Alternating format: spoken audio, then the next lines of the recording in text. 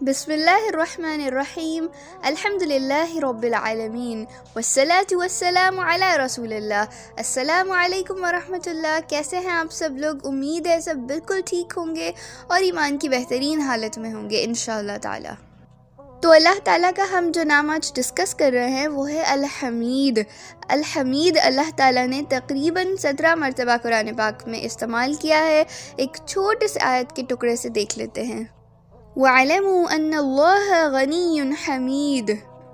حمید کہتے ہیں ایک ایسی ہستی کو جو بالکل کامل ہو، ایک ایسی ہستی جس کی حمد و ثنا کی جائے، یعنی کہ ایک ایسی کامل، ایک ایسی مکمل ہستی جس کی ہم تعریف بیان کریں۔ تو اللہ تعالیٰ 4 درجات میں حمید ہے۔ اللہ تعالیٰ اپنے افعال میں حمید ہے، اللہ تعالیٰ اپنی تخلیق میں حمید ہے، اللہ تعالیٰ اپنے قانون میں حمید ہے، اللہ تعالیٰ اپنے اقوال میں حمید ہے۔ تو پہلے پوائنٹ کو تھوڑا دیکھ لیتے ہیں کہ اللہ تعالیٰ اپنے افعال میں کامل ہے یا حمید ہے۔ کیا مطلب؟ افعال کس کو کہتے ہیں؟ افعال ہے فعل کی جمع، اور فعل ہے ایکشن، کوئی بھی کام۔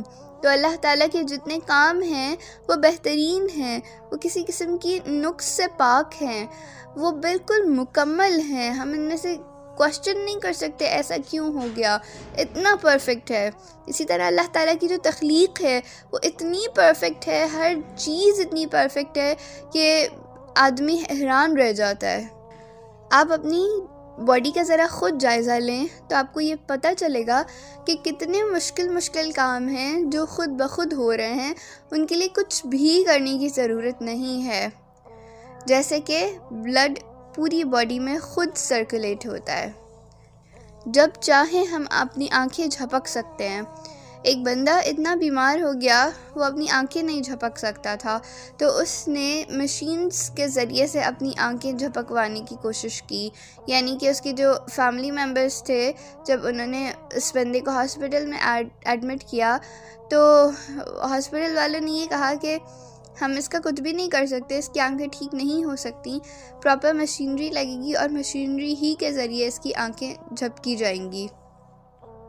تو یہاں پر ہمیں سمجھ میں آتا ہے کہ ایک ایک چیز کتنی بڑی اللہ تعالیٰ کی نعمت ہے اور کتنی مکمل ہے۔ ذرا سی بھی اگر کوئی چیز خرابی ہو جاتی کہیں پر بھی تو کتنا زیادہ مشکل ہو جاتا ہے۔ ایون سانس لینا بہت سارے لوگوں کے لیے پرابلم کرتا ہے، تو ان کو بار بار ماسکس یا انہیلرز لگانے پڑتے ہیں، تو لٹرلی بہت زیادہ مشکل ہو جاتا ہے۔ تو جب ہم اللہ تعالیٰ کی تخلیق کو دیکھتے ہیں تو دل سے نکلتا ہے سبحان اللہ، کتنی زبردست اللہ تعالیٰ کی تخلیق ہے۔ اور کہیں پہ اگر ہمیں لگتا ہے کہ تھوڑا بہت فالٹ ہے یا صحیح نہیں ہے یا اس کو ٹھیک ہونا چاہیے، تو وہ اللہ تعالیٰ کی حکمتیں ہیں، اللہ تعالیٰ نے ایسا کیوں کیا ہے، لیکن اوورآل ہر چیز پرفیکٹ ہی ہے۔ 3rd پوائنٹ پہ تھا کہ اللہ تعالیٰ اپنے قانون میں بھی کامل ہے۔ قانون میں مطلب اللہ تعالیٰ نے جو شریعت کا قانون بنایا ہے، زندگی گزارنے کا قانون بنایا ہے، اور ہر قسم کا جو اللہ تعالیٰ نے ہمارے لیے قانون بنایا ہے وہ بالکل پرفیکٹ ہے۔ اس میں تو بالکل سوال کی گنجائش ہی نہیں بنتی کہ ایسا کیوں کر دیا، اتنا زیادہ پرفیکٹ ہے۔ یعنی کہ اس میں ہمارے ہی لیے بہتری ہے، ہر چیز میں ہمارے لیے بہتری ہے اللہ کے قانون میں۔ اور لاسٹ پوائنٹ ہے کہ اللہ تعالیٰ اپنے اقوال میں بھی کامل ہے، حمید ہے۔ تو اللہ تعالیٰ نے جو باتیں کہی ہیں وہ بھی پرفیکٹ کہی ہیں، اس میں کسی قسم کا نقص موجود نہیں ہے۔ تو اس طرح سے ہمیں پتہ چلتا ہے کہ اللہ ہی الحمید ہے، اور اس کے علاوہ کوئی بھی ایسی کامل ہستی نہیں ہے جو الحمید ہو۔ پہلی بات ہے کوئی ایسی کامل ہستی ہی نہیں ہے، کوئی مکمل ہستی ہی نہیں ہے۔ ہم سب میں فالٹس ہیں، ہم سب میں نقص ہیں، ہم سب میں جھول ہیں، لیکن اللہ کی وہ واحد ہستی ہے جس میں کسی قسم کا نقص نہیں نکلے گا۔ تو لہٰذا ثابت ہوتا ہے کہ اللہ ہی الحمید ہے۔ اب ہمیں پتہ چلا کہ اللہ الحمید ہے، تو اللہ ہی کی ذات وہ ذات ہے جس کی حمد و تعریف بیان کرنی چاہیے، یعنی اللہ کی ذات حمد و تعریف کی مستحق ہے۔ اللہ تعالیٰ کے جمال میں، اللہ کی عطا میں، اللہ کی بخشش کے طریقوں میں ہر چیز میں کمال ہی کمال ہے، پرفیکشن ہی پرفیکشن ہے۔ تو اس سے یہ بات بھی ثابت ہوتی ہے کہ حمد کا درجہ شکر سے کہیں زیادہ ہے، یعنی اللہ تعالیٰ کی تعریف کا جو درجہ ہے وہ اللہ کے شکر سے بھی بہت زیادہ ہے، کیونکہ شکر تو اصل میں کسی نعمت کو پا لینے کے بدلے میں ہوتا ہے نا، یا کسی ضرورت کے پورا ہو جانے پہ ہوتا ہے. لیکن حمد ایک ایسا لفظ ہے جو اپنے اندر اتنی زیادہ وسعت کو لیے ہوئے ہے، اتنا زیادہ گہرا لفظ ہے. تو الحمد کا جو مفہوم ہے اس کو سمجھنے کے لیے ہم نبی صلی اللہ علیہ وسلم کے طریقہ حمد کو تھوڑا سا دیکھ لیتے ہیں، تبھی ہمیں سمجھ میں آ جائے گا مکمل طریقے سے. اللہم لک الحمد انت نور السماوات والارض ومن فیہن ولک الحمد انت قیام السماوات والارض ومن فیہن ولک الحمد انت مالک السماوات والارض ومن فیہن ولک الحمد انت الحق ووعدك حق ولقاؤك حق والجنة حق والنهر حق والنبیون حق ومحمد صلی اللہ علیہ وسلم حق.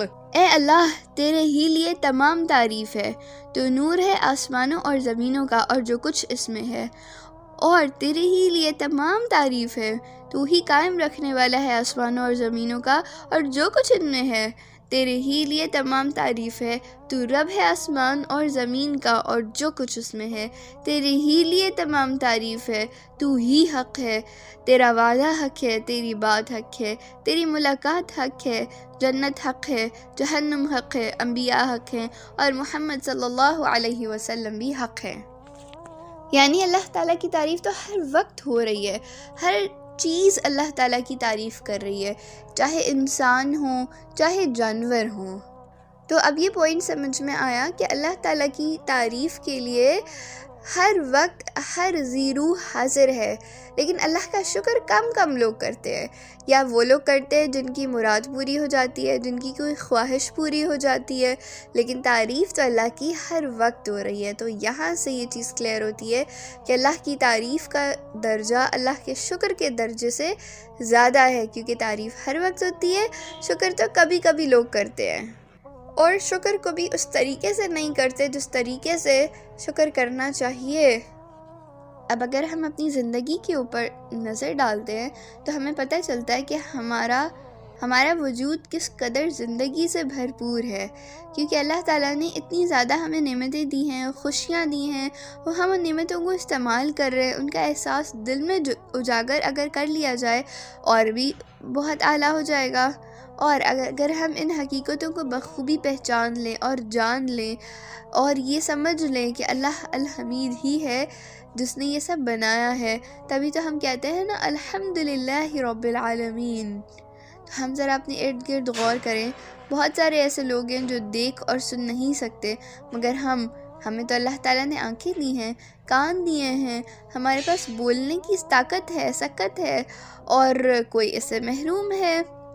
ہم بہت سارے پیار محبت سمیٹتے ہیں اور دیتے بھی ہیں. بہت سارے لوگ سمیٹ بھی نہیں سکتے، دے بھی نہیں سکتے، وہ اس سے بھی محروم ہیں.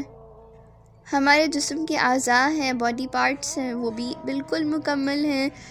کبھی رک کر سوچیں کہ اگر ہمارے جسم کے اعضاء مکمل طور پر نہ ہوتے ہر ایک کے، اور دنیا میں آنے کے بعد اس کو اپنے جسم کے اعضاء مکمل کرنے ہوتے یا اس کو خریدنے پڑتے، کتنا مشکل ہوتا. آپ کو محنت بھی کرنی ہے، پیسے بھی کمانے ہیں جسم کے حصے پورے کرتے ہوئے. تو یہ اللہ تعالیٰ کی کتنی بڑی نعمت ہے نا کہ اللہ تعالیٰ نے ہمیں ایک مکمل جسم دیا ہے، بیماریوں سے پاک جسم دیا ہے. اور اگر ہم بیمار ہو جاتے ہیں تو اللہ تعالیٰ نے شفا بھی اتاری ہے. وَإِذَا مَرِضْتُ وَهُوَ يَشْفِينِ. اللہ ہی تو ہے بیماروں کو شفا عطا فرماتا ہے، مریضوں کو شفا عطا فرماتا ہے. اور ساتھ ہی اللہ تعالیٰ ہمیں یاد بھی دلاتا ہے أَلَمْ نَجْعَلْ لَهُ عَيْنَيْنِ وَلِسَانًا وَشَفَتَيْنِ وَهَدَيْنَاهُ النَّجْدَيْنِ. کیا ہم نے انسان کو دو آنکھیں عطا نہیں کی، زبان اور ہونٹ نہیں بنائے، اور ہم نے دو راستوں کی طرف اس کی رہنمائی نہیں کی؟ یعنی اللہ تعالیٰ ہمیں پہلے ہمارے ہی جسم کے اعضاء بتاتا ہے کہ تمہارے آنکھ، تمہاری کان، تمہارے ہونٹ، تمہاری زبان، ہر چیز تو ہم ہی نے بنائی ہے، کیا ہم نے نہیں بنائی؟ اور اگر ہم ہی نے بنائی ہے تو ساتھ ہی ہم نے بھی تمہیں 2 راستے بھی تو دکھا دیے ہیں. 2 راستے کس کے؟ نیکی اور بدی کے راستے. اور دونوں راستوں کی رہنمائی کر دی. رہنمائی مطلب آپ کو بتا دیا دونوں راستوں کے بارے میں. برے راستے کو بھی الیبوریٹ کر دیا, اچھے راستے کو بھی بتا دیا, تاکہ آپ کے لیے چوز کرنا آسان ہو جائے. اگر ہم آکسیجن کے نظام کو بھی دیکھیں تو کتنا زبردست ہمارے باڈی کے اندر جو سانس لینے کا سارا سسٹم ہے کہ سانس آتی ہے اور پھر باہر خود ہی چلی جاتی ہے. اگر یہاں پر ہم یہ سوچیں کہ اگر ہمیں خود ہی آکسیجن کا سب سے پہلے تو انتظام کرنا پڑتا, پھر اس کو پھیپھڑوں کے اندر لے کے جانا پڑتا, پھر باہر نکالنے کی کوشش کرنی پڑتی, تو بس سارا دن اسی کام میں لگے رہتے, اور یہ کتنا زیادہ مشکل ہوتا ہے نا. تو اللہ تعالیٰ کے اس نظام کو, جس کو ہم ریسپریٹری سسٹم بھی کہتے ہیں, اس کو اگر ہم سمجھ لیں تو اللہ تعالیٰ کے اوپر حمد و ثنا بھیجنے کا تو دل کی گہرائیوں سے دل کرتا ہے. اور ساتھ ہی اللہ کے الحمید ہونے پر ایمان بھی قائم ہوتا چلا جاتا ہے. اگر ہم انسانی جسم پر غور کریں تو ہمیں یہ پتہ چلتا ہے کہ اصل میں اس کی حیثیت روح کے ساتھ ہے, یعنی خالی جسم کوئی ویلیو نہیں رکھتا ہے نا. اگر روح ہمارے جسم سے نکل جائے تو ہم اس کو کیا کہتے ہیں کہ یہ میت ہے یا بت ہے, کیونکہ اس میں روح نہیں ہوتی بت میں بھی نا. تو یعنی روح کی موجودگی ہی انسان کو انسانی رشتوں سے بھی جوڑتی ہے, اور ساتھ ہی جو ہماری میٹیریلسٹک چیزیں ہیں, جو مادی نعمتیں اللہ تعالیٰ نے دی ہیں, ان کا بھی ہمیں احساس تب ہی ہوتا ہے. ہمارے اندر جتنی سینسز ہیں وہ تب کام کرتے ہیں جب ہماری روح ہمارے جسم کے اندر موجود ہے. جب روح ہی نہیں رہے گی تو سینسز بھی سارے کے سارے مر جائیں گے. اور ساتھ ہی ہم اپنی روزمرہ کی زندگی میں یہی دیکھتے ہیں نا کہ جب روح جسم سے پرواز کر جاتی ہے تو پھر وہ بدن میت یا مردہ کہلاتا ہے, اور اس کے تمام رشتے ماضی کا حصہ بن جاتے ہیں. یہ اس کی خالہ تھیں, یا اس کی پھوپھی تھیں, یا اس کے ماموں تھے. اگرچہ ابھی وہ شخص نظروں کے سامنے موجود ہوتا ہے, اس کی میت آپ کے سامنے پڑی ہے, لیکن پھر بھی ہم کیا کہتے ہیں, یہ اس کی خالہ تھیں, یہ اس کے ابو تھے, یہ اس کی امی تھیں. تو اس بات سے ہمیں یہ بھی پتہ چلتا ہے کہ انسان اصل میں یہ جو خاکی بدن ہے, یہ جو مٹی کا بنا ہوا بدن ہے, اس کی کوئی ویلیو نہیں ہے. اس کی ویلیو تب بنتی ہے جب اس کے اندر اللہ الحمید کی روح پھونکی جاتی ہے. اور جس طرح ہم اپنے جسم کی صحت اور سلامتی کے لیے بہت سارے کام کرتے ہیں, اور اس کے کچھ تقاضے ہیں. مثال کے طور پہ جسم کو ڈھانپنا ہے, جسم کو سردی گرمی سے بچانا ہے, مطلب جسم کا بہت زیادہ خیال رکھنا ہے. تو جس طریقے سے ہم جسم کا خیال رکھتے ہیں, اسی طرح ہم نے روح کا خیال بھی رکھنا ہے. اب آپ کو پتہ ہے جسم ہمارا مٹی سے بنا ہے, تو جسم کی جتنی ضروریات ہے وہ بھی مٹی سے اگتی ہیں. یعنی ہم کھانا کھاتے ہیں مٹی سے, کپڑا بنتا ہے مٹی سے, کاٹن بنتی ہے نا مٹی سے, کاٹن سے ہی کاٹن کا کپڑا بنتا ہے, یا مین چیز کاٹن ہی ہوتی ہے کسی بھی کپڑے میں. اسی طریقے سے اگر آپ کہہ لیں کہ یار سلک کا کپڑا ہے تو وہ تو مٹی سے نہیں آتا, تو وہ بھی کیڑا بناتا ہے. کیڑا کہاں سے آیا؟ کیڑا بھی مٹی سے آیا ہے. کیڑے ہمیشہ مٹی سے پیدا ہوتے ہیں, مٹی کے اندر آکسیجن ملتی ہے تو وہاں سے کیڑے پیدا ہو جاتے ہیں. تو یعنی گویا ہر چیز مٹی سے آتی ہے. ٹھیک, اب اس کے ساتھ ساتھ ہمارے جسم کے 2 حصے ہیں نا. ایکچولی میں ایک نہیں ہوں, میں 2 ہوں. ایک میرا بدن ہے, ایک میری روح ہے. تو ہم بدن کے لیے جس طرح محنتیں کرتے ہیں, تگ و دو کرتے ہیں, بدن کو خوبصورت بنانا ہے, خوبصورت زیب و آرائش سے سجانا ہے, اور خوبصورت کھلانا ہے, اچھا پلانا ہے, اسی طریقے سے ہم نے اپنی روح کو بھی خوبصورت بنانا ہے. کیونکہ جب ہم اللہ کے سامنے جائیں گے تو ہمارا بدن بالکل بے وقت اور بے معنی ہو جائے گا, کوئی ویلیو نہیں ہوگی. اللہ کے حضور اس روح کی ویلیو ہوگی, بدن کی نہیں ہوگی. تو آج ہم صرف اور صرف بدن کو سجاتے ہیں, جبکہ دونوں کو سجانا ہے ہم نے. تو جیسا کہ آپ کو میں نے بتایا کہ ہمارا بدن مٹی کا بنا ہے, اور اس کے لیے ہر چیز مٹی سے پیدا کی جاتی ہے, اس کی زیب و آرائش کے لیے, کھلانے پلانے کے لیے. اور جو ہماری روح ہے وہ اوپر سے آئی ہے, وہ اللہ کی طرف سے دی گئی ہے ہمیں. تو روح کے لیے بھی ہر چیز اوپر سے آئے گی. جیسے کہ روح اللہ تعالیٰ کی پھونک میں سے ایک پھونک ہے۔ تو روح کے لیے تمام انتظامات، اس کو کیسے سجایا جائے گا، کیسے سنوارا جائے گا، وہ اوپر سے آئے گا، یعنی اس کو اللہ تعالیٰ بتائیں گے، اللہ تعالیٰ ڈکٹیٹ کریں گے، اللہ تعالیٰ ڈائریکٹ کریں گے کہ روح کو کیسے سجانا ہے اور کیسے سنوارنا ہے۔ تو اللہ تعالیٰ نے ہمیں قرآن میں بتا دیا ہے، ہمیں تزکیہ نفس کرنا ہے، اپنے نفس کو پاک صاف رکھنا ہے، کسی قسم کی برائی سے بچا کے رکھنا ہے، الٹے سیدھے خیالات سے بچا کے رکھنا ہے، جھوٹ، چغلی، غلط بیانی، ہر قسم کی چیزوں سے اپنے آپ کو بچا کے رکھنا ہے۔ اور ساتھ ہی یہ دیکھنا ہے قرآن میں کہ اللہ تعالیٰ نے روح کو سجانے اور سنوارنے کا کیا طریقہ بتایا ہے، اور پھر ہمیں اسی کے اکارڈنگلی چلنا ہے۔ اللہ تعالیٰ نے اپنی پہچان کو ہماری روح کے اندر پہلے سے ہی انسٹال کر دیا ہے، ٹھیک ہے؟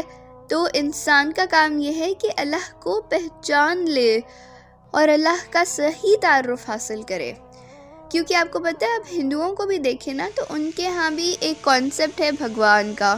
بھگوان کون ہوتا ہے؟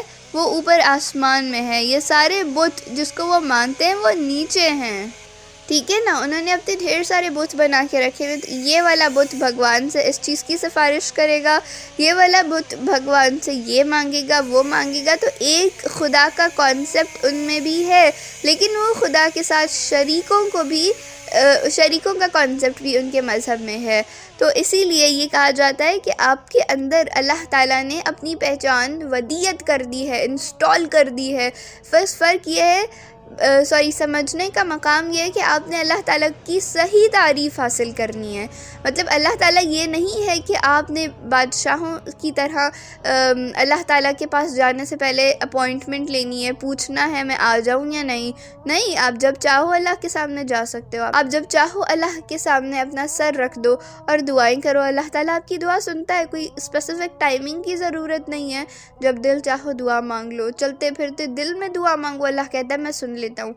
تو صحیح پہچان ہونا ضروری ہے، پہچان تو ہے، صحیح پہچان نہیں ہے۔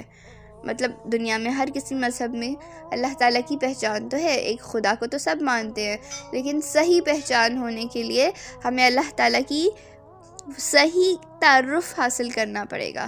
اور اس صحیح تعارف تک ہم کیسے پہنچیں گے؟ اللہ الحمید نے اسلام جیسی عظیم نعمت اتاری ہے، اپنے انبیاء اتارے ہیں، تعلیم و تربیت اتاری ہے، ٹھیک ہے؟ تو اس کے ذریعے سے ہم اللہ تعالیٰ کو پہچانیں گے، اور اگر ہم اس طریقے سے اللہ تعالیٰ کو پہچانیں گے تو تبھی ہم مسلم کہلائیں گے۔ ورنہ اللہ کو تو ہندو بھی مانتے ہیں، اللہ کو تو یہودی بھی مانتے ہیں، اللہ کو عیسائی بھی مانتے ہیں، لیکن وہ سب مسلمان نہیں کہلاتے۔ کیوں؟ کیونکہ ان کے اپنے اپنے کانسیپٹس ہیں گاڈ کے حوالے سے۔ مسلمان کا اللہ الگ ہے، اور طرح کا ہے، اور کافر کا اللہ الگ طرح کا ہے۔ وہ اللہ سے اور قسم کی امیدیں وابستہ کرتے ہیں، ہم اللہ سے کسی اور قسم کی امیدیں وابستہ کرتے ہیں۔ ان کی کوئی اور خواہشات ہیں، ہماری کوئی اور خواہشات ہیں۔ ہندو کہتا ہے یہ چھوٹا بت میری دعا اللہ کے دربار میں لے کے جائے گا، بھگوان کے دربار میں لے کے جائے گا، جبکہ مسلمان کیا کہتا ہے؟ مسلمان کہتا ہے مجھے کسی کی ضرورت نہیں ہے، میں خود اللہ کے سامنے اپنا ہاتھ اٹھاؤں گا اس کامل یقین کے ساتھ کہ اللہ میری دعا سنے گا، اور اللہ سنتا ہے پھر انشاءاللہ۔ عیسائی کہتا ہے میں اپنے پادریوں کے سامنے دعا کروں گا اور میرے پادری میرے رب تک میرا پیغام پہنچائیں گے۔ عیسائی کہتا ہے میں حضرت عیسیٰ کے سامنے دعا کروں گا اور وہ میرا پیغام میرے رب تک پہنچائیں گے، جبکہ مسلمان کہتا ہے نہیں، میں خود اپنے لیے کافی ہوں، میں خود دعا کروں گا اللہ تعالیٰ سے، مجھے کسی کی ضرورت نہیں ہے۔ ہاں، مسلمان نیک لوگوں سے ضرور کہتا ہے کہ آپ میرے لیے دعا کیجئے گا، لیکن ان کا پیچھے کبھی بھی یہ کانسیپٹ نہیں ہوتا کہ اس کی ہی دعا قبول ہوگی، میری دعا نہیں قبول ہو سکتی، ٹھیک ہے؟ ہر بندے کو پتہ ہے کہ میری بھی دعا اسی طریقے سے قبول ہوتی ہے۔ ہاں، کچھ لوگ ایسے ہوتے ہیں جو تھوڑے سے زیادہ نیک ہوتے ہیں، تو اللہ کے ہاں تھوڑا زیادہ مقام و مرتبہ رکھتے ہیں، لیکن اللہ تو مجھ سے بھی 70 ماؤں سے زیادہ پیار کرتا ہے۔ اگر میں بھی سچے دل سے اللہ کے آگے ہاتھ اٹھاؤں تو اللہ تعالیٰ میری بھی دعا اسی طریقے سے قبول و منظور فرمائیں گے۔ تو یعنی کہ ثابت ہوتا ہے کہ اللہ اور بندے میں کسی تیسرے کا کوئی عمل دخل نہیں ہوتا، ہم خود ڈائریکٹلی اللہ تعالیٰ سے جو چاہے کہہ سکتے ہیں۔ تو یہ فرق ہے ایک مسلمان کا اللہ کو پہچاننے میں اور ایک کافر کا اللہ کو پہچاننے میں۔ اچھا، اب اللہ تعالیٰ کی تمام نعمتوں میں ہمارے لیے، انسانوں کے لیے، جانوروں کے لیے سب سے بنیادی چیز کھانا پینا ہے، کیونکہ کھانا پینا وہ ہے جو ہمیں نظر آتا ہے، جو ہمارے سامنے ہے۔ اس کے علاوہ بھی بہت ساری چیزیں ہمارے لیے امپورٹنٹ ہے، جیسے آکسیجن وغیرہ، لیکن وہ نظر نہیں نہ آتی، اس لیے ہم اس کو اتنی زیادہ امپورٹنس نہیں دیتے، ہم کھانے کو امپورٹنس زیادہ دیتے ہیں۔ تو اللہ تعالیٰ اس کے بارے میں کیا فرماتا ہے؟ فَانظُرِ الْإِنسَانُ إِلَّا طَعَامِهِ أَنَّا صَبَبْنَا الْمَاءَ صَبًّا ثُمَّ شَقَقْنَا الْأَرْضَ شَقًّا فَأَنبَتْنَا فِيهَا حَبًّا وَعِنَبًا وَغَضْبًا وَزَيْتُونًا وَنَخْلًا وَحَدَائِقَ غُلْبًا وَفَاكِهَةً وَأَبًّا مَتَاعًا لَكُمْ وَلِأَنْعَامِكُمْ۔ انسان کو چاہیے کہ وہ اپنے کھانے کو دیکھے۔ ہم نے خوب پانی برسایا، پھر زمین کو اچھی طرح پھاڑا، پھر اس میں اناج اگائے اور پھول، انگور، زیتون اور کھجور اور گنجان باغات اور میوہ نباتات اور گھاس اگایا۔ یہ سب تمہارے لیے اور تمہارے جانوروں کے لیے فائدے کی چیزیں ہیں۔ یہاں پر اللہ تعالیٰ ہمیں کیا کہتے ہیں کہ تم اپنے کھانے کو دیکھو، تم دیکھو ہم نے کیسے پانی برسایا ہے، زمین کو چیر پھاڑا ہے، یعنی کہ زمین کے اندر جو ہم بیج ڈال دیتے ہیں اس کے بعد بیج کو اللہ تعالیٰ چیرتا پھاڑتا ہے۔ زمین کے اندر کیا پروسیسز ہوتے ہیں وہ اللہ جانتا ہے، کیونکہ ہم تو اتنا ڈیپلی اس چیز کو دیکھتے نہیں ہیں۔ پھر اللہ تعالیٰ نے خوبصورتی کے لیے پھول بنائے ہیں، مٹھاس کے لیے انگور بنایا ہے، شفا کے لیے زیتون بنایا ہے، شفا اور مٹھاس دونوں کے لیے کھجور بنایا ہے۔ بہت سارے اللہ تعالیٰ نے باغات بنائے ہیں، میوے بنائے ہیں، اور فروٹ، سبزیاں، گھاس، سب کچھ اگایا ہے اس دنیا کو خوبصورت بنانے کے لیے اور ہمارا پیٹ پالنے کے لیے۔ اسی طرح پانی بھی بہت امپورٹنٹ ہے ہمارے لیے۔ پانی کے بارے میں اللہ تعالیٰ فرماتے ہیں وَجَعَلْنَا مِنَ الْمَاءِ كُلَّ شَيْءٍ حَيٍّ، اور پانی کے ذریعے سے ہم نے ہر چیز کو زندگی بخشی ہے۔ پانی کی قدر و منزلت دنیا کی ہر شے پر حاوی ہے۔ پانی کے بارے میں یا پانی کی امپورٹنس کو جاننے کے بارے میں ایک چھوٹی سی کہانی ہمیشہ بتائی جاتی ہے کہ ایک بندہ تھا، وہ صحرا میں جا رہا تھا، اس کو پانی چاہیے تھا، شدید پیاس لگی ہوئی تھی، تو اس نے دیکھا کہ درخت پر ایک تھیلی لٹکی ہوئی ہے اور وہ کچھ چمکتی چیز ہے، تو اس کو لگا کہ پانی ہے۔ جب وہ قریب گیا تو معلوم ہوا کہ پانی تو نہیں، سونا ہے، تو وہ بے اختیار چیخ اٹھا اور اس کی چیخ میں ایک حسرت شامل تھی، اور اس نے کہا یہ کیا مصیبت ہے کہ یہ پانی نہیں، سونا ہے، یعنی کہ پانی کے بغیر سونے کی بھی کوئی ویلیو نہیں ہے۔ اگر ہمیں اللہ تعالیٰ کی تمام نعمتیں معلوم ہو جائیں تو دل بے اختیار کہہ اٹھتا ہے الحمدللہ الذی اطعمنا وسقانا وجعلنا من المسلمین، یا اللہ تیرا شکر ہے، تو نے ہمیں کھلایا پلایا اور ہمیں مسلمان بنایا، اور سب سے بڑھ کر اللہ تعالیٰ کی جو سب سے بڑھ کر نعمت ہے وہ مسلمان بنانا ہے۔ اللہ اپنی پہچان ہمیں دیتا ہے، اس سے بڑھ کر اور کیا چاہیے۔ تو اللہ تعالیٰ کی حمد و ثنا بیان کرنے کا ایک طریقہ یہ ہے کہ ہم جو بھی کام کریں ساتھ ساتھ اس کی دعائیں ضرور پڑھتے رہیں۔ کپڑے پہنیں اس کی دعا پڑھیں، گھر میں داخل ہوں اس کی دعا پڑھیں، کوئی بھی کام کرتے ہیں اس کی دعا پڑھیں۔ اس سے اللہ کا ہونے کا بھی احساس ہوتا ہے، اللہ کی تعریف کا بھی احساس ہوتا ہے، اللہ کے شکر کا بھی احساس ہوتا ہے۔ حضرت موسیٰ علیہ السلام اللہ تعالیٰ سے پوچھتے ہیں اے رب، میں آپ کا شکر کیسے ادا کروں جبکہ آپ کی نعمتوں پہ شکر ادا کرنا بھی شکر کا مستحق ہے؟ تو اللہ تعالیٰ فرماتے ہیں اے موسیٰ، اگر تو یہ بات پہچان گیا ہے، احساس شکر کو پہچان گیا ہے، تو گویا تو نے شکر ادا کر دیا، تو گویا تیرا شکر ادا ہو گیا۔ اللہ تعالیٰ نے سیدنا داؤد علیہ السلام سے فرمایا لوگوں کے سامنے میرے انعامات اور احسانات بیان کرو، بے شک دل اسی کی محبت میں پروان چڑھتے ہیں جو ان کے ساتھ اچھا معاملہ کرتے ہیں۔ یعنی کہ اللہ تعالیٰ فرماتے ہیں کہ جو میری نعمتیں ہیں، جو میں نے تمہیں نوازا ہے، تم لوگوں کے سامنے اس کا اظہار کیا کرو، چھپا کے مت رکھو میری چیزوں کو۔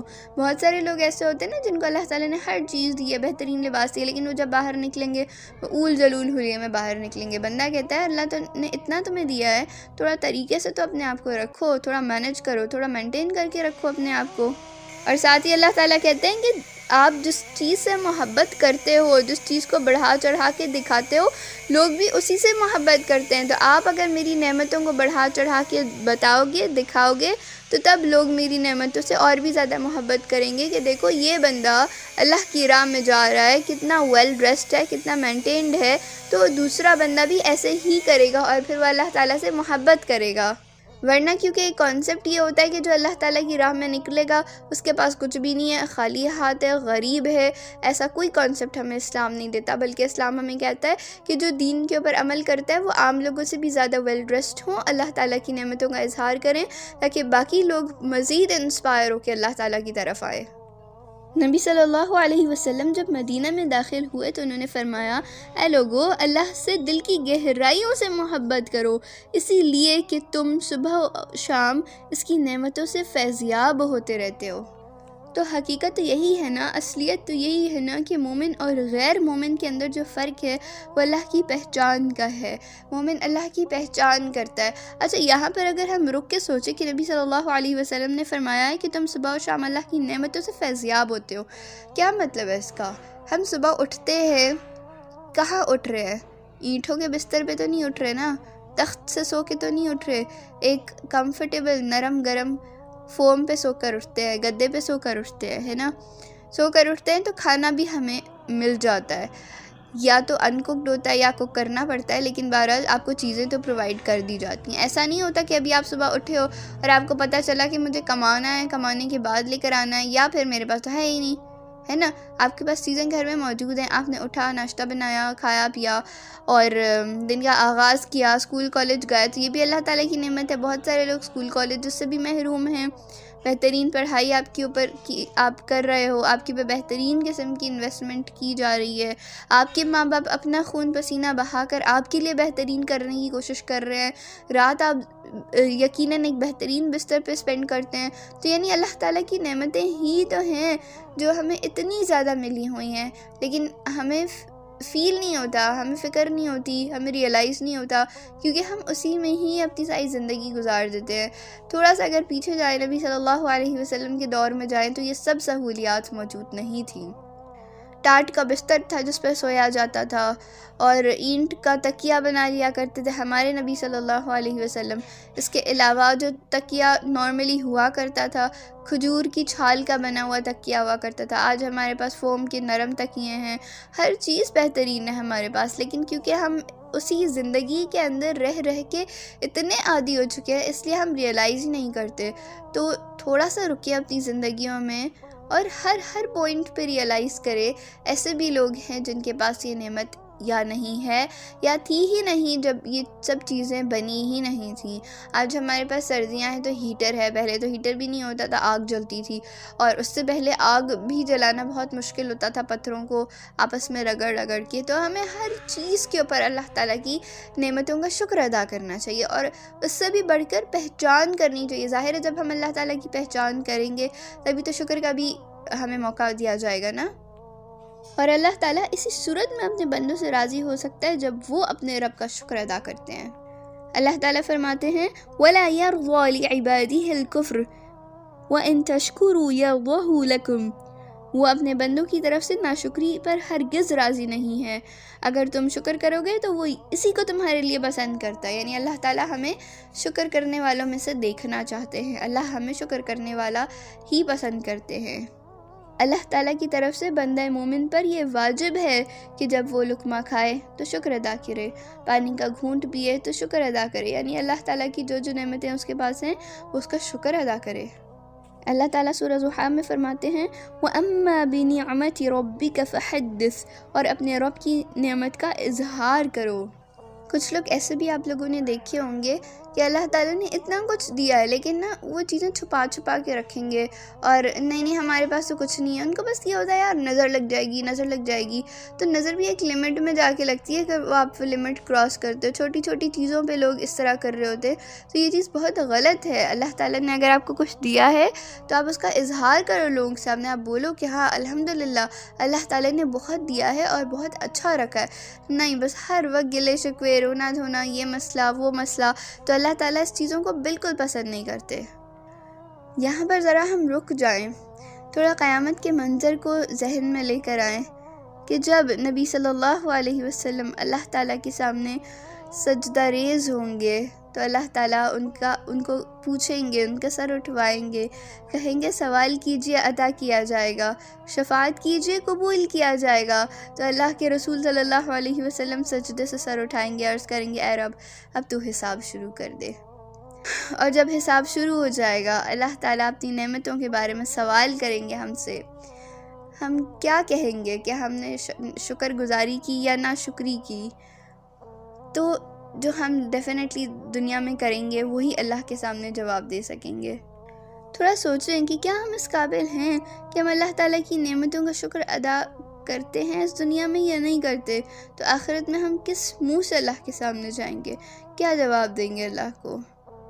کیا آپ ایسا کر سکتے ہیں کہ اپنے رب کے سامنے جائیں اور اپنے رب سے کہیں کہ اے رب ہم آپ کی عطا کردہ نعمتوں پر شکر ادا کرتے رہے، اور ہمارا رب بھی جواب میں خوش ہو کر یہ کہے صدقت عبادی، میرے بندے تو نے سچ کہا۔ اس روز بھی عذاب سے محفوظ وہی لوگ ہوں گے جن کی شکر گزاری قبول کی جائے گی، اور حساب کتاب کا اختتام بھی اللہ تعالیٰ کی حمد سے ہی ہوگا، اور پھر جنت میں داخل بھی اللہ تعالیٰ کی حمد و ثنا سے ہی کیا جائے گا۔ قیامت کے دن اللہ تعالیٰ پوچھے گا این الحامدون، کہاں ہے حمد و ثنا بیان کرنے والے؟ کچھ لوگ اپنا جھنڈا اٹھائیں گے اور پھر کہیں گے اب ہم میں سے کون ہے جو اس قافلے میں شامل ہونا چاہتا ہے؟ لیکن اس وقت بہت دیر ہو چکی ہوگی۔ ہر انسان بہت زیادہ اللہ تعالیٰ کی نعمتیں چاہتا ہے نا، تو اس کے لیے اللہ تعالیٰ نے ہمیں ایک شرط بتا دی ہے، لَإِن شَكَرْتُمْ لَأَزِيدَنَّكُمْ وَلَإِن كَفَرْتُمْ إِنَّ عَذَابِ لَشَدِيدٌ۔ اگر تم شکر کرو گے تو میں تمہیں مزید عطا فرماؤں گا، ضرور دوں گا، زیادہ نعمتیں دوں گا، لیکن اگر تم ناشکری کرو گے تو میرا عذاب بہت سخت ہے۔ تو لہٰذا ہر حال میں اللہ تعالیٰ کا شکر ادا کرنا ہے، اور یہاں پر شرط تو بالکل واضح ہے کہ اگر تم شکر ادا کرو گے تو میں تمہیں ضرور زیادہ نعمتیں دوں گا، اور اگر تم ناشکری کرو گے پہلے سے بھی جاؤ گے اور ساتھ میں عذاب بھی دوں گا۔ اور اس سے یہ بات بھی ہمیں سمجھ میں آتی ہے کہ جو شخص شکر کرنے والا ہوتا ہے لازماً وہ زیادہ اللہ تعالیٰ کی نعمتوں کا مستحق بن جاتا ہے، اور جو اس حقیقت سے منہ موڑتا ہے، ناشکری کا رویہ اختیار کرتا ہے، وہ لازماً عذاب کا مستحق ہوتا ہے، عذاب میں گھر جاتا ہے۔ دوسرے معنوں میں یہ کہ اگر عذاب سے محفوظ رہنا ہے تو اس کا ایک ہی حل ہے کہ انسان ناشکری کا رویہ اختیار نہ کرے۔ یہاں اللہ ہم سے پوچھتا ہے ما یفعل اللہ بعذابکم ان شکرتم وآمنتم وکان اللہ شاکرا علیما۔ اللہ تعالیٰ کو کیا ضرورت ہے کہ وہ تمہیں عذاب دے اگر تم شکر گزاری کرو اور ایمان کی روش پر چلتے رہو۔ تو یعنی اگر ہم ایمان کی راستے پہ چلیں گے اور شکر گزار بنیں گے تو اللہ تعالیٰ ہمیں عذاب نہیں دے گا، بلکہ ہم سے خوش ہو کے نعمتوں کو بڑھا دے گا۔ تو ان آیات سے ہمیں یہ بھی پتہ چلتا ہے کہ شکر بیسیکلی ایک ایسا میگنیٹ ہے جس کی طرف نعمتیں کھینچی چلی آتی ہیں۔ جتنا شکر کریں گے اللہ کی نعمتیں اتنی چلتی چلی جائیں گی آپ کی طرف۔ اب اللہ تعالیٰ بندے سے شکر کا مطالبہ اس لیے نہیں کرتا کہ اللہ تعالیٰ کو کسی تعریف کی ضرورت ہے یا اللہ تعالیٰ کو کسی شکر گزاری کی ضرورت ہے، نہیں، بلکہ ہمیں چیزوں کی ضرورت ہے۔ اللہ تعالیٰ ہمیں نوازنا چاہتا ہے، اسی لیے اللہ کہتا ہے جتنا شکر ادا کرو گے اتنا نوازوں گا۔ یہاں پر میں ایک چھوٹی سی مزے کی اگزامپل دیتی ہوں آپ کو۔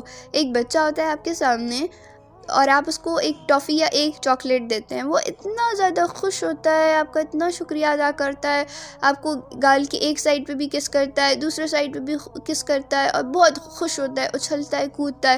تو آپ کا دل کتنا خوش ہوتا ہے، آپ کا دل چاہتا ہے میں اس کو ایک اور ٹافی یا چاکلیٹ جو بھی آپ نے دی ہوتی ہے، تو آپ کا دل چاہتا ہے میں اس کو ایک اور دے دوں۔ لیکن اسی کے برعکس اگر ایک بچہ آپ کے پاس آتا ہے، آپ اسے ایک چاکلیٹ یا ایک ٹافی دیتے ہو تو آگے سے وہ کہتا ہے بس ایک ٹافی، بس ایک چاکلیٹ، اس کی کیا ضرورت تھی، یہ بھی نہ دیتے۔ آپ کو کتنا غصہ آتا ہے نا، دل چاہتا ہے اس سے وہ بھی چھین لوں۔ تو اللہ تعالیٰ کے ساتھ بھی یہی معاملہ ہے، جب اللہ تعالیٰ کی تھوڑی سی چیز پہ ہم راضی ہوتے ہیں، خوش ہوتے ہیں، بہت بڑھ چڑھ کے اس کا شکریہ ادا کرتے ہیں، تو اللہ تعالیٰ مزید دیتا ہے۔ اور اللہ تعالیٰ جب بہت کچھ بھی دے دے اور ہم اللہ تعالیٰ کو بس یہ بول دیں کہ بس اتنا ہی، اگلے کے پاس اس سے بھی بہت زیادہ ہے، تو اللہ تعالیٰ کیا کرتا ہے؟ وہ بھی چھین لیتا ہے۔ اللہ تعالیٰ کہتا ہے اپنے سے نیچے تو دیکھو، تمہارے پاس ابھی جو نعمتیں ہیں کسی کے پاس وہ بھی نہیں ہے، اور جب میں نے اتنی دی تم دوسروں سے کمپیئر کر کے کہہ رہے ہو اس کے پاس تو اتنا زیادہ، آپ نے مجھے تھوڑا دے دیا، تو یہ غلط چیز ہے۔ جو ملے اس پہ صبر شکر کرنا ہے تو مزید ملے گا۔ ایک واقعہ ہے امام احمد بن حنبل کا، ان کے بارے میں آتا ہے کہ وہ ایک دفعہ اپنی علمی سفر میں جا رہے تھے، تو راستے میں رات گزارنے کے لیے مسجد میں رکے، لیکن جو مسجد کا نگران تھا انہوں نے ان کا سامان ان کی اجازت کے بغیر ہی اٹھا کے مسجد کے باہر رکھ دیا، وہ نہیں ٹھہرانا چاہتے تھے۔ اسی دوران ایک نان بائی کہتے ہیں وہ جو نان بناتا ہے نا ہوٹلوں میں، تو وہ گزر رہا تھا، تو اس نے سارا سامان اٹھا کر اپنی دکان میں رکھوا دیا، تو امام احمد بن حنبل اس کے ساتھ چلے گئے اور اس کے ساتھ رات گزاری، انہوں نے آرام کیا۔ تو وہ دیکھتے رہے کہ یہ بندہ اپنے کاموں میں مشغول ہے، آٹا گوندھ رہا ہے، روٹیاں بنا رہا ہے، اور بس کام میں مشغول ہے، اور ساتھ ساتھ اللہ تعالیٰ کی تعریف کیا جا رہا ہے۔ کافی دیر امام احمد بن حنبل اس کو دیکھتے رہے کہ یہ کس قدر اپنے کام میں مشغول ہے اور ساتھ میں اللہ کی تعریف بھی کر رہا ہے۔ تو انہوں نے آخر پوچھ لیا کہ تم اتنی حمد و ثنا کیوں کرتے ہو، تمہیں آخر کیا فائدہ ہوا؟ تو نان بھائی نے جواب دیا، جب سے اللہ تعالیٰ کی تعریف بیان کرنی شروع کی ہے، مجھ سے رزق سنبھالے نہیں سنبھلتا، کوئی خواہش نہیں جو پوری نہ ہوئی ہو، بس سوائے ایک خواہش کے۔ تو امام احمد بن حنبل نے پوچھا وہ کون سی خواہش ہے یا کون سی دعا ہے جو ابھی تک تمہاری پوری نہیں ہوئی؟ تو نان بھائی کہنے لگا، سنا ہے اس وقت کے بہت بڑے عالم ہیں جن کا نام امام احمد بن حنبل ہے، بڑی خواہش ہے کہ ان سے ملاقات نصیب ہو، مگر معلوم نہیں کہ کب ہوگی۔ جواباً امام احمد بن حنبل مسکرائے، فرمایا میں ہی احمد بن حنبل ہوں۔ تو دیکھیے اللہ تعالیٰ کی تعریف بیان کرنے کی وجہ سے اس نان بھائی کو کتنا کچھ مل گیا کہ اس سے رزق سنبھالے نہیں سنبھلتا۔ اسی طرح نبی صلی اللہ علیہ وسلم فرماتے ہیں، الحمدللہ تملأ المیزان، الحمدللہ کہنا میزان کو بھی بھر دیتا ہے۔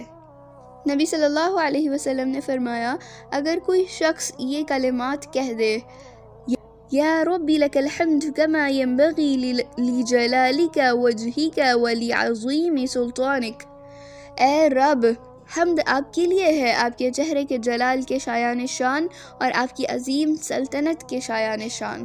تو فرشتے ان کلمات کی عظمت کے سامنے مبہوت ہو گئے، حیران ہو گئے، بے بس ہو گئے، اور جب وہ اس کی جزا لکھنے لگے تو اس کو لکھنے سے بھی عاجز ہو گئے، یعنی اس کلمات کی جزا، اس کلمات کا جو ثواب تھا وہ بھی لکھنے سے عاجز ہو گئے۔ ان کو سمجھ ہی نہیں آ رہی تھی کہ کیا لکھا جائے، اتنا ثواب ہے ان کلمات کا پڑھنے کا۔ تو اللہ تعالیٰ کیا فرماتا ہے، اکتبوها كما قال عبادی وانا اجزیہ بها یوم القیامہ، بندے نے جیسا کہا ویسا لکھ دو، میں خود روز قیامت اس کی جزا دوں گا۔ اب یہ بھی دیکھ لیتے ہیں کہ اللہ تعالیٰ کی اگر ہم ناشکری کرتے ہیں تو کیا ہوتا ہے۔ ابھی تو ہم نے یہ دیکھا نا کہ اللہ تعالیٰ کی اگر ہم شکر گزاری کرتے ہیں ہمیں بہت کچھ ملتا ہے، لیکن ناشکری کرتے ہیں تو کیا ہوتا ہے۔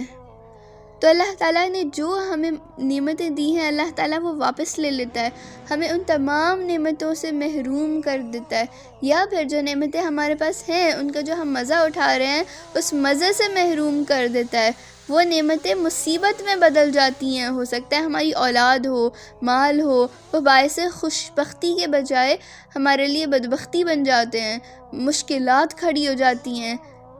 انسان کے اوپر جب ایک مصیبت آتی ہے تو اللہ تعالیٰ نے اس کے اوپر بہت ڈھیر ساری نعمتیں بھی تو بھیجی ہوتی ہیں نا، ان سے غافل ہو جاتا ہے، ایک مصیبت پر ناشکری کا ایسا کڑوا رویہ اختیار کرتا ہے کہ اللہ تعالیٰ باقی تمام نعمتیں اسے چھین لیتا ہے۔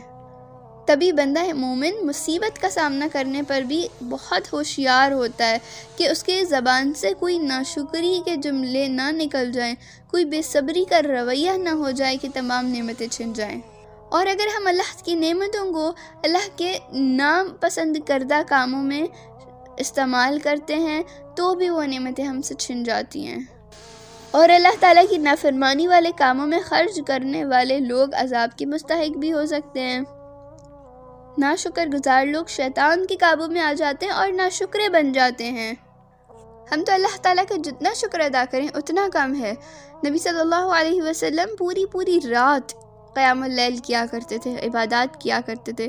آپ صلی اللہ علیہ وسلم کے پاؤں سوج جایا کرتے تھے، تو امی عائشہ رضی اللہ عنہ تعجب کرتی تھیں، کہتی تھیں اللہ تعالیٰ نے اپنا محبوب بنا لیا ہے، آپ کو گناہوں سے پاک کر دیا ہے، تو اتنی مشقت کس لیے؟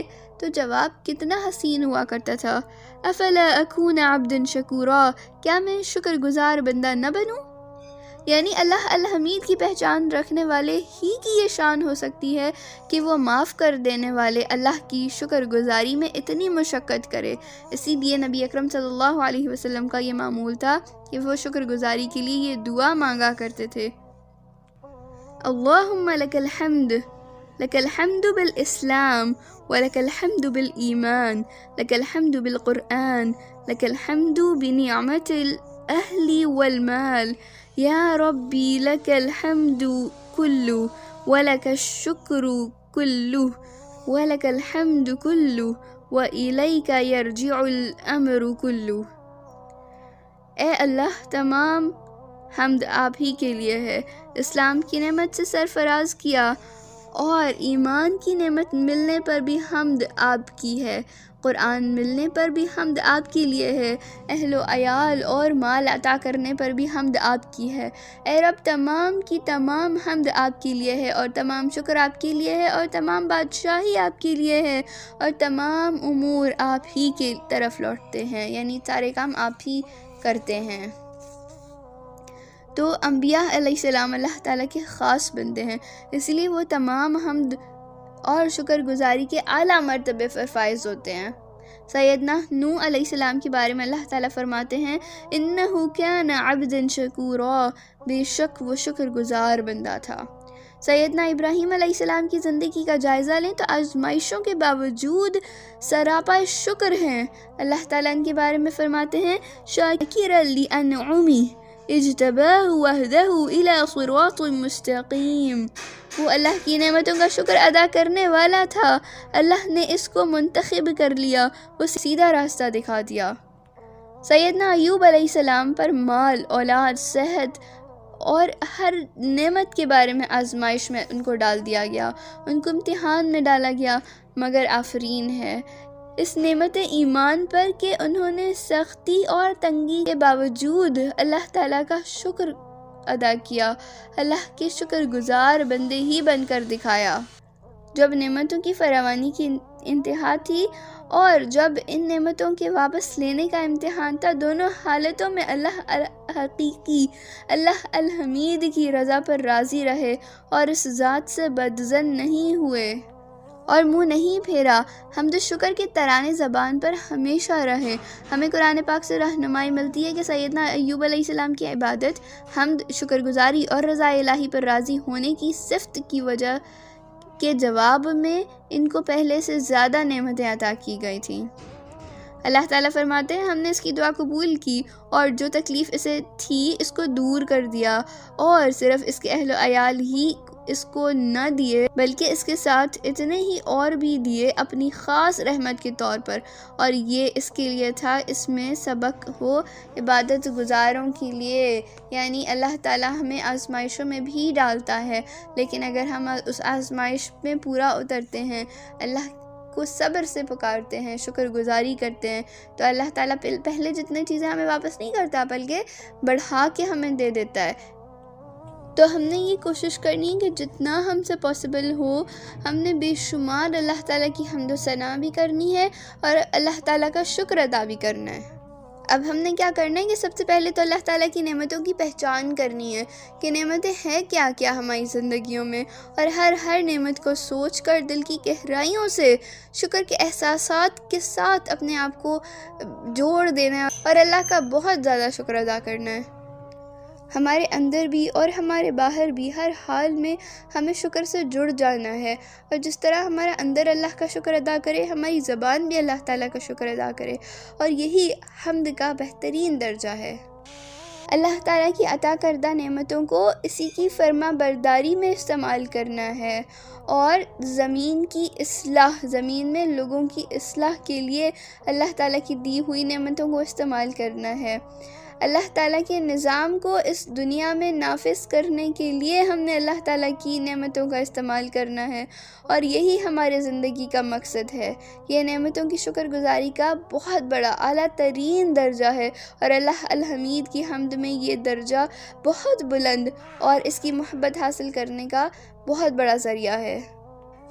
جب کسی نعمت سے محرومی کا سامنا کرنا پڑے تو غم میں ڈوبنے کے بجائے جو موجودہ نعمتیں ہمارے پاس ہیں ان کے اوپر شکر ادا کرنا ہے۔ اپنا محاسبہ کریں کہ کہیں ایسا تو نہیں ہوا کہ کوئی نعمت چھین لی گئی اور اس کے اوپر ہمارے زبان سے ایسا کوئی کلمہ جاری ہو گیا جو اللہ تعالیٰ کو ناراض کرنے والا ہو، یا اس کے بدلے میں اللہ تعالیٰ کی کوئی ایسی نافرمانی کی ہو جس سے اللہ ناراض ہو۔ روزانہ ان نعمتوں کو سوچئے جو آپ کے پاس ہے اور جس سے دوسرے محروم ہیں۔